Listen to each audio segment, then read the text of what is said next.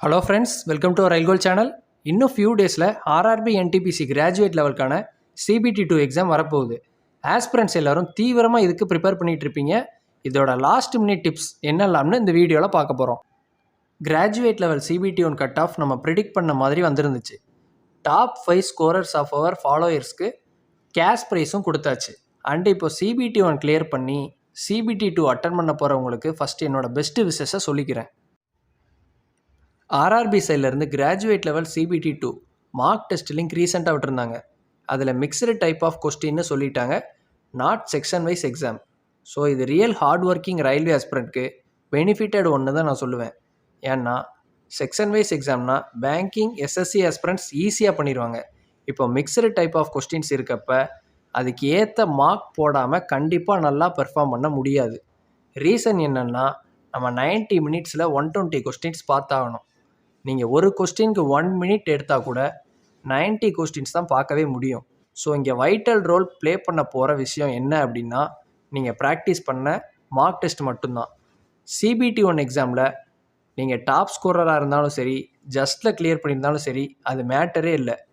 CBT2வில் last time பார்த்தீங்கன்னா level 6 clear பண்ணவங்களில் முக்கால்வாசி பேர் CBT1ல் ஜஸ்ட்டு கிளியர் பண்ண பர்சன்ஸ் தான். நிறையா பேர் நல்ல மார்க் CBT1ல் வாங்கியாச்சுன்னு லெத்தாஜிக்காக மார்க் ப்ராக்டிஸ் பண்ணாமல் விட்டுட்டாங்க. ரியல் எக்ஸாமில் அவங்க எதை ஸ்கிப் பண்ண எதை அட்டன் பண்ணன்னு தெரியாமல் திணறியிருக்காங்க.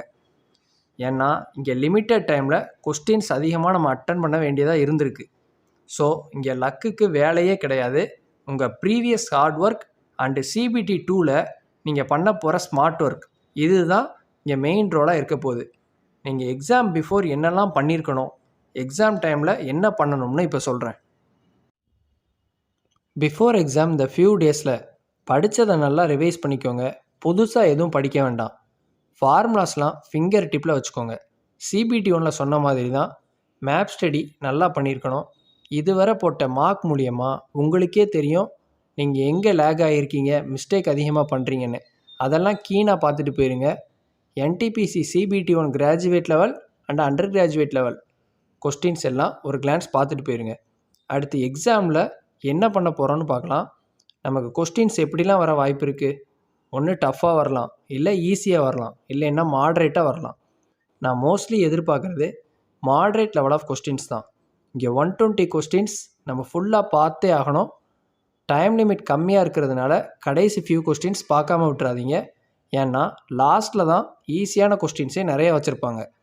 இங்கே 120 கொஸ்டின்ஸை ட்ரை பண்ணி ஆன்சர் ஃபுல்லாகவே போட்டாகணும் அப்படின்றது கிடையாது.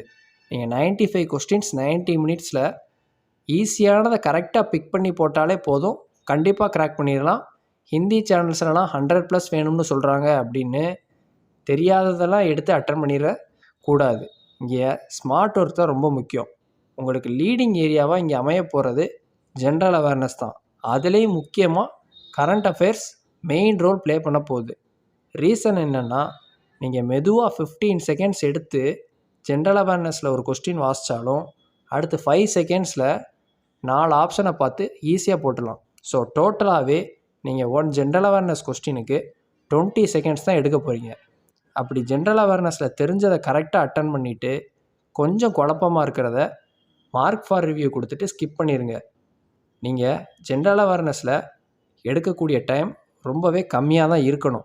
அப்படி இருந்தால் தான் மேக்ஸ் அண்ட் ரீசனிங்கில் மேக்ஸிமம் நம்பர் ஆஃப் கொஸ்டின்ஸ் அக்யூரஸியோடு போட முடியும். செக்ஷன் வைஸ் இருந்தால் டைம் பிரித்து நம்ம ஒவ்வொரு செக்ஷனுக்குமே அலாட் பண்ணி பண்ணிடலாம். ஆனால் இங்கே மிக்சடாக இருக்கிறதுனால நம்ம ஜென்ரல் அவேர்னஸ்க்கு கொடுக்கக்கூடிய டைம் லிமிட் கம்மியாக இருக்கணும். அங்கே போடுற கொஸ்டின்ஸ் அதுக்கு ஏற்றாப்புல அக்யூரஸியாக அமையணும். அதுவும் இல்லாமல் மேக்ஸ் அண்ட் ரீசனிங்கும் நம்ம அட்டெம்ப்ட் வித் அக்யூரசி ஹையாக இருக்கணும். ஸோ அதுக்காக தான் ஜென்ரல் அவேர்னஸில் நீங்கள் டைம் கம்மியாக ஸ்பெண்ட் பண்ணுங்கன்னு சொல்கிறேன். ஒரு கொஸ்டின் ஜென்ரல் அவேர்னஸில் தெரியலை அப்படின்னா அதை வச்சுட்டு உட்காந்துருக்காதீங்க, நெக்ஸ்ட்டு ஸ்கிப் பண்ணிவிட்டு போயிட்டே இருக்கலாம். அதுவே மேக்ஸ் ரீசனிங் எடுத்துக்கிட்டிங்க அப்படின்னா ஒரு 1 மினிட் வரைக்கும் ஒரு கொஸ்டின்ஸ் நீங்கள் பண்ணுறதுக்கு யூஸ் பண்ணிக்கலாம். ஆனால் 1 மினிட் தாண்டுது அப்படின்னா அது ஈஸியான சிம்பிளிஃபிகேஷனாக இருந்தால் கூட சரி, ஆன்சர் வராட்டி உடனே ஸ்கிப் பண்ணிடுங்க. நமக்கு இங்கே கஷ்டமான கொஸ்டின்னாலும் சரி, ஈஸியான கொஸ்டின்னாலும் சரி, எதுனாலும் ஒரு கொஸ்டினுக்கு 1 மார்க் தான். ஸோ நம்மளுக்கு தெரிஞ்சதை அங்கே விட்டுட்டு ஒரு கொஸ்டின் வந்தாலும் லீடு வைக்கிறதுக்கு வேறு கொஸ்டின் நம்மளுக்கு அமையும், அதில் போட்டுக்கலாம். அப்படி இல்லைன்னா நீங்கள் அதை மார்க் ஃபார் ரிவ்யூ கொடுத்துட்டு வந்திருப்பீங்க. நீங்கள் ஓவரால் எல்லா கொஸ்டினும் அட்டன் பண்ணி டைம் கடைசியில் இருக்கிறப்ப அதே கொஸ்டின் எடுத்து பார்த்தீங்க அப்படின்னா ஏதோ ஒரு இடத்துல நீங்கள் அதே மாதிரி கொஸ்டின்ஸ் இன்னொரு இடத்துல அப்ளை பண்ணி அட்டன் பண்ணியிருப்பீங்க. இல்லை அதே ரிலேட்டட் ஃபார்முலா அங்கே அட்டன் பண்ணியிருக்கிறதுனால மறுபடி நீங்கள் ரிவ்யூ பண்ணுறப்ப இந்த கொஸ்டினுக்கும் ஆன்சர் வர வாய்ப்பு அதிகமாகவே இருக்குது. ஸோ அந்த மாதிரி ப்ராக்டிஸ் பண்ணிக்கோங்க. அடுத்து பசில் அண்டு டிஐ ரஃப் பேப்பரில் கொஞ்சம் கிளியராக சால்வ் பண்ணி வச்சுக்கோங்க. ஏன் சொல்கிறேன்னா டிஐயில் பசில்லலாம் ஒரு 2 to 3 கொஸ்டின்ஸ் ஒரு செட்டாக கேட்டிருப்பாங்க. அது முன்னாடி ஒரு கொஸ்டின் அமைஞ்சிருக்கும், சேம் டிஐயில் ஒரு கொஸ்டின் கடைசிலேயே அமைஞ்சிருக்கும். அப்போது நீங்கள் திரும்ப திரும்ப சால்வ் பண்ணிகிட்டு இருந்தீங்க டிஐயும் பசிலும் அப்படின்னா டைம் ரொம்பவே கன்சியூம் ஆகும். ஸோ முதல்ல எழுதுகிறப்பவே சரி, சால்வ் பண்ணுறப்ப டிஐ அண்டு பசிலை கொஞ்சம் கிளியர் கட்டாக எழுதி வச்சுக்கோங்க. நீங்கள் அதுக்கு முன்னாடி சால்வ் பண்ணியிருந்ததையே திரும்ப யூஸ் பண்ணுறதுனால உங்களுக்கு இந்த இடத்துல டைம் சேவ் அதிகமாகும். மற்ற கொஸ்டினுக்கும் அந்த டைமை நம்ம ஒதுக்கிக்கலாம். அடுத்து டார்கெட் எவ்வளோ வைக்கலாம் அப்படின்றத பற்றி பார்ப்போம். மேக்ஸில் மொத்தம் எத்தனை கொஸ்டின் வரப்போகுது? 35 கொஸ்டின்ஸ். ரீசனிங் அதுலேயுமே நம்மளுக்கு 35 கொஸ்டின்ஸ் வரப்போகுது.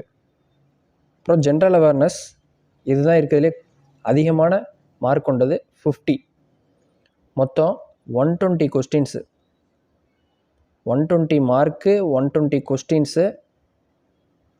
டைம் லிமிட் 90 மினிட்ஸ் தான். இங்கே தான் நம்ம ஸ்மார்ட்டாக ப்ளே பண்ணோம். மேக்ஸை பொறுத்தளவு இந்த 35ல் 31லேருந்து 33 அக்யூரேட்டாக போட பாருங்கள். அடுத்து ரீசனிங் ஃபுல்லாகவே போடலாம். மினிமம் 32 எய்ம் பண்ணுங்கள், 32 to 35. ஜென்ரல் அவேர்னஸில் நீங்கள் ஒரு 30 போட்டால் கூட இது ரெண்டும் கம்பைண்டாக ஒரு 65, இது ஒரு 30, 65 + 30 95 ஆட்டோமேட்டிக்காக வந்துடும். இந்த 95 மார்க்கே enough if exam is easy.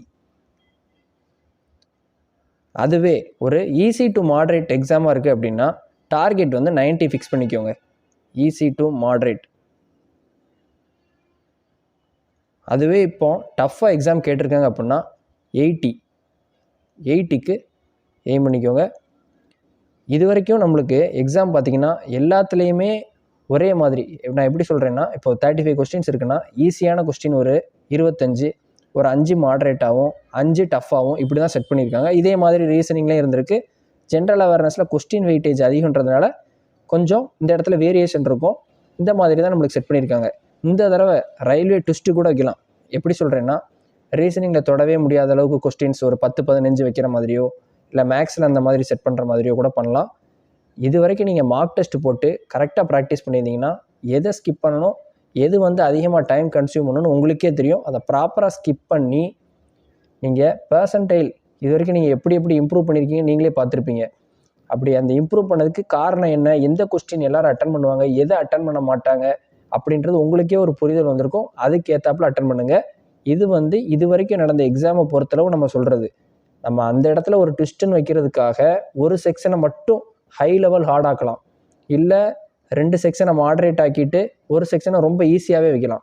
எல்லாமே அந்த இடத்துல நம்ம கொஸ்டினை பொறுத்து நம்ம பிளான் பண்ணிக்கோங்க. இது வந்து இது வரைக்கும் கேட்ட டைப் ஆஃப் கொஸ்டின்ஸுக்கு நான் சொல்கிறது. Like CBT 1 graduate level, CBT 1 under graduate லெவலை பொறுத்தளவு அந்த மாதிரி கொஸ்டின்ஸ் வந்தால் இப்படி பிளான் பண்ணிக்கோங்க. எக்ஸாமை நினச்சி நீங்கள் பயப்படவே வேணாம். நம்ம இதுவரை போட்ட analysis videos, Telegram PDF, shortcut clue videos and preparation strategy for CBT 2 videos and மெயினாக உங்கள் எஃபர்ட்ஸ் எல்லாமே கண்டிப்பாக ஹெல்ப் பண்ணும். நல்லபடியாக எக்ஸாம் முடிச்சுட்டு வாங்க. வெற்றி நமதே. நம்ம ஃபாலோவர்ஸ் நிறைய பேர் அடுத்த ஸ்டேஜ் வந்தாகணும். கண்டிப்பாக வெற்றியோடு முடிச்சுட்டு வாங்க. சைக்காலஜி அண்ட் டைப்பிங் எக்ஸாம் பண்ணுறதுக்கான வழிமுறைகளை சொல்கிறேன். Thank you friends. Let's track and crack. For more videos like, share and subscribe to our Rail Gold channel.